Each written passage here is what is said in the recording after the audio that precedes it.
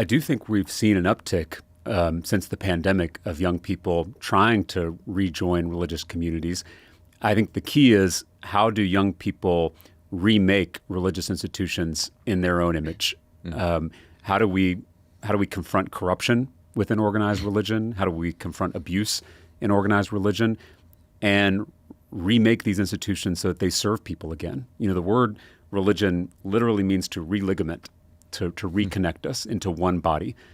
That oneness is kind of the foundational truth underneath all religious traditions, that we're all connected, that I am my brother's keeper, I am my sister's keeper. And I think we need that now more than we've ever needed it before. In some ways, we are conducting a real-time experiment on an entire generation of young people, because throughout human history, we have always needed communities to wrestle with the big questions of life. What does it mean to be a human? What is evil? What is love? What does love demand of us? Those are questions you're not going to struggle with at work, right? Those aren't questions you're going to struggle with in a political party or in an election cycle. And so we're missing communities where you can have these conversations about the most fundamental questions in our lives.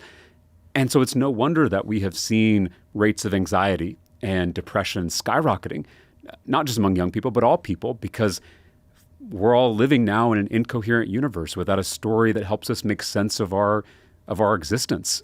And so I at the same time can have deep concern about organized religion and the harm it does, but also know that there's a baby in that bathwater. And if we throw out the whole thing, we're throwing out something so fundamental to the human experience. And so the reason I went to seminary was to try to figure out how we could rebuild faith communities that are healthy and nurturing and affirming and help people be more loving. Because if Jesus says that you can judge a tree by the fruit that it bears, and so you don't even have to wonder if it's good theology. Just look at what it produces, and if it produces more hate and more division and less love, then it's not good.